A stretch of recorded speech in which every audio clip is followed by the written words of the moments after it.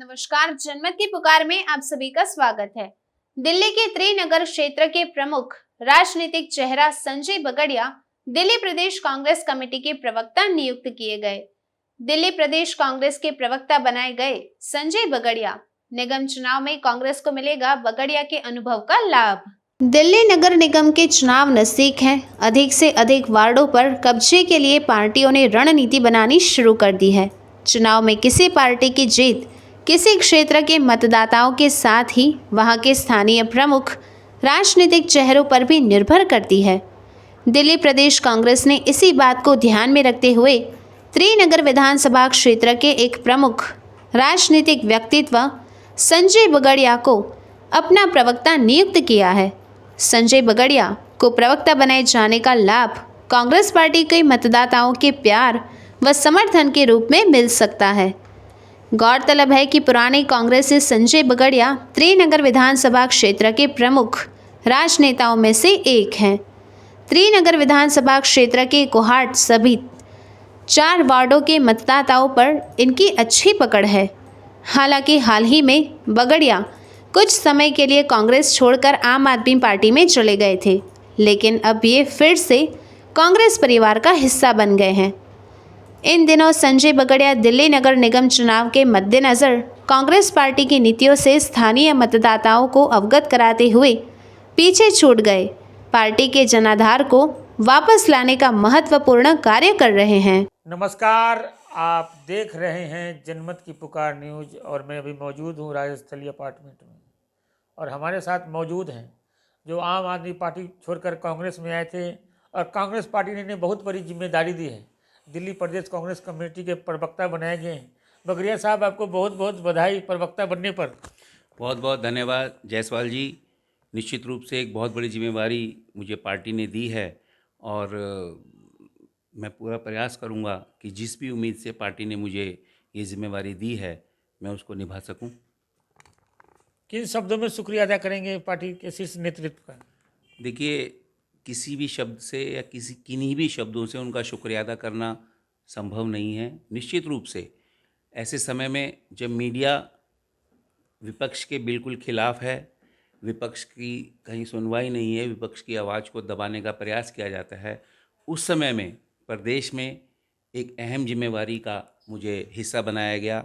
उसके लिए मैं तहे दिल से विनम्र होकर हाथ जोड़ के धन्यवाद करता हूँ दिल्ली प्रदेश के अध्यक्ष चौधरी अनिल कुमार जी का।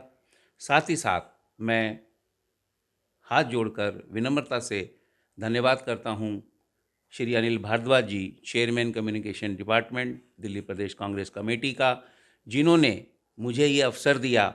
एक लंबा साथ रहा मेरा और अनिल जी का। जब अनिल जी 2 दफ़ा से त्रिनगर के विधायक रहे, मुझे उनके साथ काम करने का अवसर मिला और उन्होंने मुझे ये मौका दिया है। तो मैं भी उनसे आपके माध्यम से ये कहना चाहता हूँ कि जो भी उम्मीद पार्टी ने, अनिल चौधरी जी ने मुझसे रखी हैं, मैं उनमें खरा उतर के दिखाऊंगा। जितेंद्र सिंह तोमर आपको विधायक सलाहकार समिति के चेयरमैन बना रखे थे, दम घुट रहा था क्या जो पार्टी छोड़कर कांग्रेस में आ गए और प्रवक्ता? देखिए, जितेंद्र सिंह तोमर जी ने, जैसा आपने कहा कि मुझे विधायक सलाहकार कमेटी का चेयरमैन बनाया हुआ था, लेकिन मैंने आपको पहले भी एक साक्षात्कार में कहा कि वो सिर्फ एक कागज़ था, एक कहने के लिए था। ना तो कभी कोई सलाह ली गई, ना कभी कोई सलाह मांगने के लिए कोई मीटिंग की गई, चाहे वो क्षेत्र का कार्य हो, चाहे वो विधानसभा का कार्य हो, कभी भी इस प्रकार से। तो वो उन्होंने बनाया हुआ था। आप कह रहे हैं तो मुझे तो आपके माध्यम से ही पता चला था कि मैं चेयरमैन हूँ उस कमेटी का। ना मैंने कभी उस कमेटी का जिक्र किया, ना मुझे उसकी जानकारी थी। जहाँ तक दम घुटने की बात है, ऐसा नहीं था।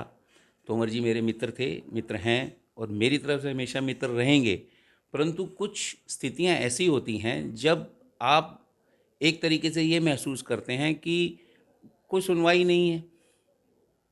हर बात में अगर वो कह दें जी मैं ही सब कुछ जानता हूँ, ये मैं ही सब कुछ करता हूँ, ठीक है, आदमी को आत्मविश्वास होना चाहिए, लेकिन अति आत्मविश्वास जो होता है वो उचित नहीं होता। उन सब बातों को ध्यान में रखते हुए कि हमारे आपसी संबंध ना बिगड़ें। और कांग्रेस, मैं वैसे भी आम आदमी पार्टी के साथ नहीं जुड़ा था, जितेंद्र सिंह तोमर के साथ जुड़ा था। कांग्रेस से मेरा जुड़ाव लगाव हमेशा रहा। कांग्रेस ने मुझे बहुत सम्मान दिया और इसीलिए शायद मैंने अपनी घर वापसी की। और मैं समझता हूँ कि मेरा ये कदम जो है मेरे आत्मसंतुष्टि के लिए बहुत महत्वपूर्ण है और मैं काफ़ी संतुष्ट हूँ। नींद आराम से आती है।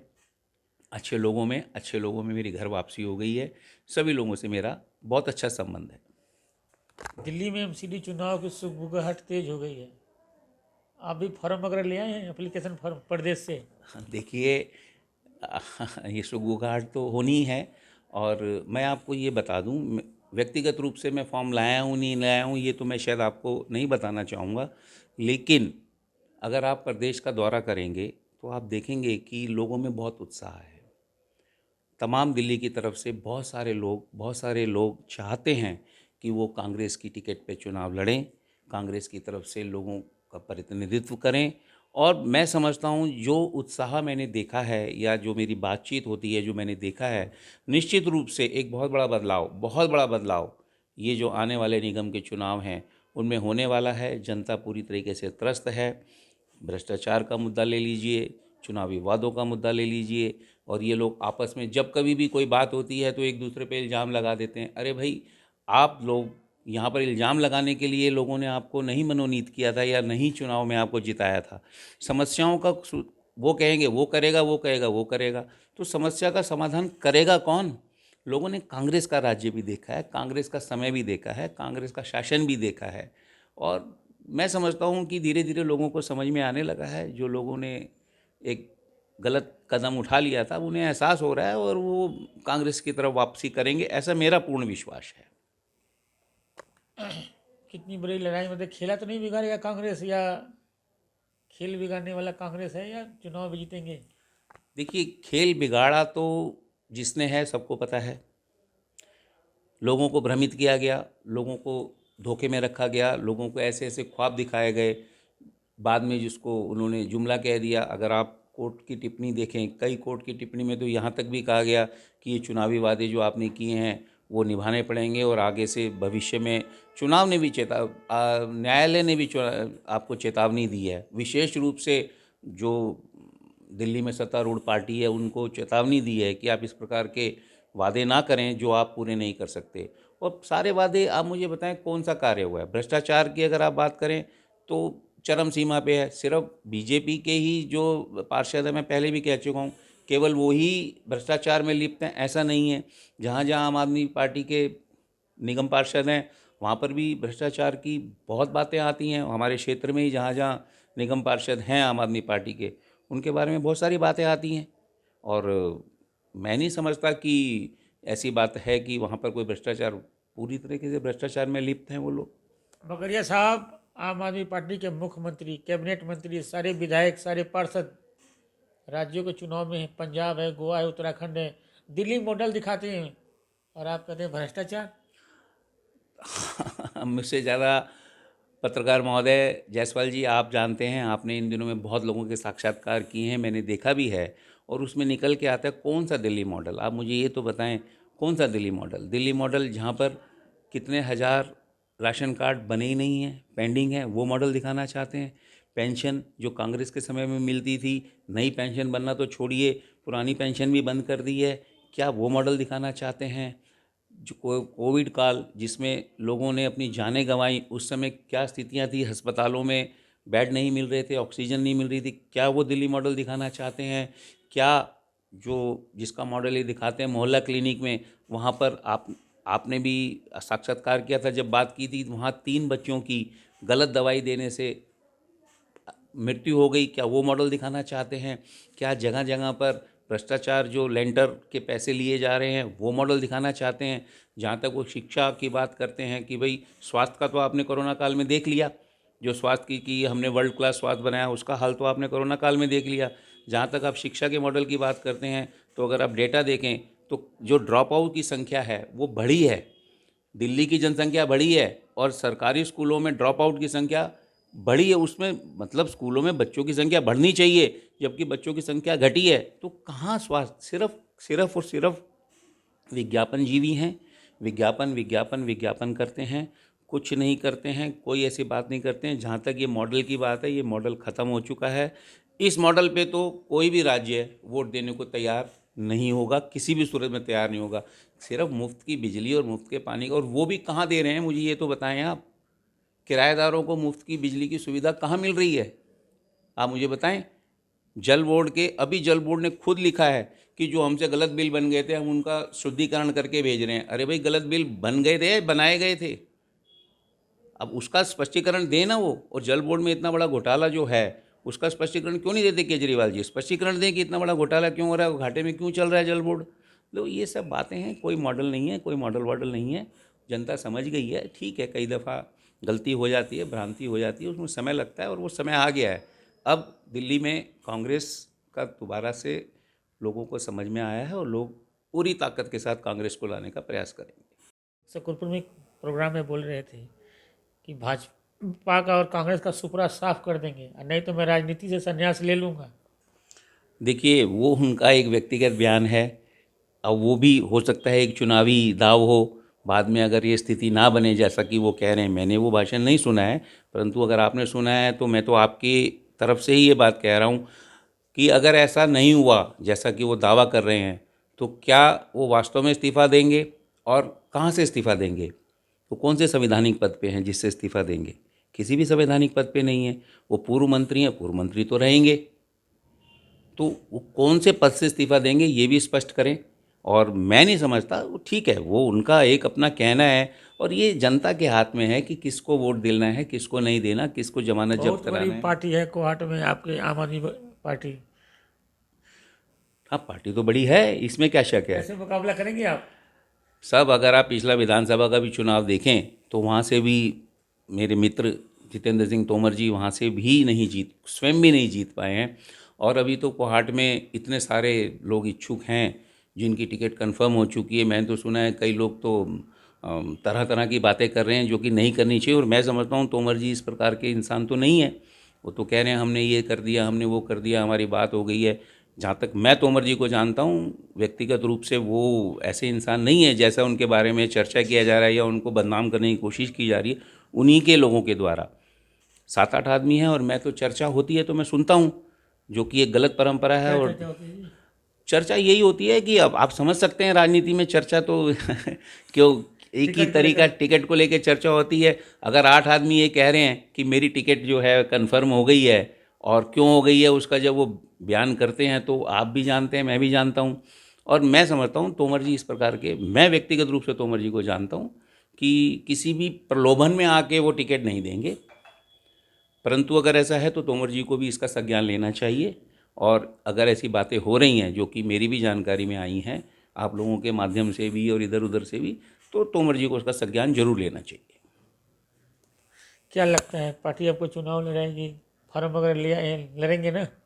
देखिए, मैंने आपको पहले भी कहा कि ये एक व्यक्तिगत प्रश्न है और पार्टी जो भी निर्णय लेगी, जो भी निर्णय लेगी, जिस किसी को भी लड़ाना चाहेगी, चाहे मुझे चाहे किसी को भी, तो वो मान्य होगा मुझे। और मैं बिल्कुल जो भी आदेश पार्टी देगी बिल्कुल उस तरीके से, पूरी तरीके से कार्य करूँगा कि यहाँ से कोई भी चुनाव लड़े, संगठन मजबूत होना ज़रूरी है। हमारा संगठन मजबूत होगा तो हम ज़्यादा ताकत से चुनाव लड़ सकेंगे। और फिर पार्टी का आदेश सर्वोपरि है। जो भी हमारे जो वरिष्ठ नेता हैं, अगर नेतृत्व कहता है कि आपको चुनाव लड़ना है तो निश्चित रूप से लड़ेंगे। नेतृत्व कहता है नहीं, आपको चुनाव नहीं लड़ना, संगठन में रह के कार्य करना है, तो संगठन में रह के कार्य करेंगे। निष्ठा हमारी कांग्रेस के प्रति है और कांग्रेस के प्रति पूर्णतः निष्ठा, पूर्ण निष्ठा के साथ मैं ये वादा करता हूँ, आपके माध्यम से वादा करता हूँ कि पूर्ण रूप से जितना भी मेरे से संभव होगा मैं पार्टी के प्रति निष्ठावान रहूँगा और पार्टी के लिए कार्य करूँगा। पूरे त्रिनगर वार्ड में, न केवल कोहाट वार्ड में, पूरे त्रिनगर विधानसभा क्षेत्र में, और अगर पार्टी कहीं और की भी जिम्मेवारी लगाएगी तो वहाँ पर भी मैं पार्टी के लिए कार्य करूँगा। मगरिया साहब, कोहाट वार्ड में मैं कई जगहों पे जाता हूँ, देखता हूँ जो शराब के ठेके खुले हैं उनमें बोर्ड भी लग गए, पेटी के साथ 3 बोतल फ्री फ्री फ्री हो रहा है। देखिए, शुरुआत हुई थी पानी फ्री से, शुरुआत हुई थी बिजली फ्री से, अब वो शराब फ्री बेच रहे हैं। अब ये तो लोगों को देखना है कि वो क्या आदत डालना चाह रहे हैं आपको। अगर आप मुफ्त में शराब बांटेंगे और अगर आदमियों को, आम आदमियों को उसका आदी बना देंगे तो उसके परिणाम कितने घातक हो सकते हैं, ये जनता को सोचना है। हम तो जा ही रहे हैं, हम तो जनता के को बता ही रहे हैं, ये बात हर माध्यम से प्रयास करते हैं जनता को बताने का, परंतु जनता समझदार है, जनता देख रही है कि ये क्या हो रहा है। शुरुआत पानी आधा करेंगे जी, बिजली हाफ, पानी माफ़, और अब ये शराब माफ़, शराब फ्री। और वहाँ पर पंजाब में जाके कहते हैं जी हम नशाबंदी कर देंगे, हम ड्रग माफिया को ख़त्म कर देंगे। अरे ये मैं नहीं समझता कि राजनीति को इतने नीचे स्तर पर मत ले जाओ कि अपने ही शब्दों को वापस लेना मुश्किल हो जाए, ये बहुत कठिन हो जाएगा। आप सोचिए, आप मुझे बताएं, माफ़ कीजिएगा, मुझे पता नहीं कहना चाहिए या नहीं कहना चाहिए, केजरीवाल जी कहते थे मैं चुन चुन के हीरे ला रहा हूँ और चुन चुन के मैंने मंत्री बनाए हैं। उनमें से कितने मंत्री जेल यात्रा कर चुके, कितने मंत्रियों पर अभी भी कई धाराएं लगी हुई हैं। तो क्या कहना चाह रहे हैं वो, लोग नहीं देख रहे? कैसी पार्टी है ये जिसका कोई विज़न नहीं, कोई विचारधारा नहीं? मतलब शराब फ्री बांटेंगे आप, उससे लोगों को आकर्षित करेंगे। जब पहले चुनाव होते थे तब सबसे पहले शोर मचाते थे, अजी लोग शराब बांटते हैं जी, जगह जगह ठेके खोल देते हैं जी, उससे बच्चों पे बुरा असर पड़ता है जी। अब क्या कर रहे हो आप? पहले तो ठेके खुलते पहले थे। तो कच्चा शराब पीते थे, घटिया शराब पीते थे। आम आदमी पार्टी के नेता जैसे कह रहे हैं बढ़िया वाला माल पियेंगे लोग। मतलब आम आदमी पार्टी कम से कम ये तो मानती है ना कि हम शराब का आदी बना रहे हैं सबको। और ये तो अब आप देखिए, अब आपने ये बात कही तो उससे एक बात और निकलती है। वहाँ से पंजाब में हमारे जो दिल्ली के मुख्यमंत्री हैं, जब उन्होंने गुरदास मान साहब को, भगवत मान जी को घोषित किया उम्मीदवार, बहुत अच्छे आदमी हैं, सांसद हैं और उनका मान सम्मान है भगवत मान जी का, पर उन्होंने क्या कहा कि देखिए भगवत मान जी ने कितनी बड़ी कुर्बानी की है। और एक सार्वजनिक सभा में, मुझे नहीं समझ में आता कि एक इतने पढ़े लिखे IRS हैं वो, और वो कह रहे हैं, और लोगों ने पूछा क्या कुर्बानी की है, इन्होंने कसम खा ली है कि 1 जनवरी से मैं शराब नहीं पीऊँगा। भाई साहब मुझे एक बात बताएं, राष्ट्रीय राजनीति में आप आना चाहते हैं और ये मतलब कम से कम लोग पहले तो ये कहते थे कि ये लोग ये शराब पीते हैं और ये सदन में भी शराब पी के आ जाते हैं। अब तो खुद मुख्यमंत्री ने मान लिया दिल्ली के कि वो पहले पीते थे, अब उन्होंने छोड़ने का वादा कर लिया। तो ये बातें, माफ़ कीजिएगा, मैं नहीं समझता कि राजनीति का स्तर, हिंदुस्तान की राजनीति का स्तर इतना गिरना चाहिए जहाँ महात्मा गांधी, सरदार पटेल, पंडित जवाहरलाल नेहरू, इंदिरा गांधी जी जैसे बड़ी बड़ी हस्तियों ने संसद की गरिमा को बढ़ाया। सुषमा स्वराज जी हों, चाहे वो अटल बिहारी वाजपेयी जी हों, आडवाणी जी हों, विपक्ष में रहते हुए मर्यादा का ध्यान रखते थे। आज कहाँ जा रहे हैं हम, किस स्तर पे जा रहे हैं? क्या यही स्तर होगा? और फिर हम कह रहे हैं कि इंडिया शाइनिंग, इंडिया बदल रहा है, इंडिया राजगुरु बन जाएगा, सबका सब देशों का प्रतिनिधित्व, ऐसे प्रतिनिधित्व होगा? माफ़ कीजिए, मुझे तो ऐसी बात करने में भी झिझक होती है और मैं नहीं समझता कि ये अच्छी बात है। बगड़िया साहब, आपने एक पुस्तक भी लिखा है, जरा बताइए हमारे दर्शकों को क्या है। ये पुस्तक राम एक सोच, ये मैंने एक पुस्तक लिखी है राम के ऊपर। प्रभु श्री राम अपने आप में एक इतना बड़ा अस्तित्व है, इतना बड़ा एक चरित्र है जिसको किसी भी सीमा में बांध पाना असंभव है। मेरा सिर्फ इस पुस्तक के माध्यम से ये कहना है कि राम केवल एक व्यक्ति नहीं है, राम कोई व्यक्ति विशेष नहीं है, राम कोई व्यक्तित्व नहीं है, राम एक सोच है। व्यक्तित्व खत्म होता है, व्यक्ति खत्म होता है, सोच कभी खत्म नहीं होती। राम ने जो उपदेश, महाकवि गोस्वामी तुलसीदास जी ने रामचरितमानस के जरिए जो संदेश उस समय देना चाहा था, वो आज भी प्रासंगिक है। मैंने इस पुस्तक के माध्यम से उसको स्पष्ट करने का प्रयास किया है कि लोग, आज की जनरेशन इसको केवल एक रिवाज ना समझें और हकीकत में अपने जीवन में ढालने का प्रयास करें। और इसका विमोचन हमारे पूर्व सांसद, मेरे मार्गदर्शक, मेरे पिता तुल्य आदरणीय श्री जयप्रकाश अग्रवाल जी द्वारा 13 तारीख इसी रविवार को होगा और आप भी सादर आमंत्रित हैं। और ये पुस्तक अगर आप पढ़ेंगे तो आप पाएंगे कि राम के चरित्र का आज क्या प्रासंगिकता है, उस पर इस पुस्तक को मैंने लिखा है। तो हमारे साथ बात कर रहे थे दिल्ली प्रदेश कांग्रेस कमेटी के प्रवक्ता संजय बगड़िया जी। मिलते हैं किसी और खबरों के साथ। नमस्कार। अगर आपने हमारा अभी तक चैनल सब्सक्राइब नहीं किया है तो कृपया चैनल सब्सक्राइब कर लें, लाइक करें, शेयर करें, कमेंट करें। तो मिलते हैं फिर किसी और खबरों के साथ। नमस्कार।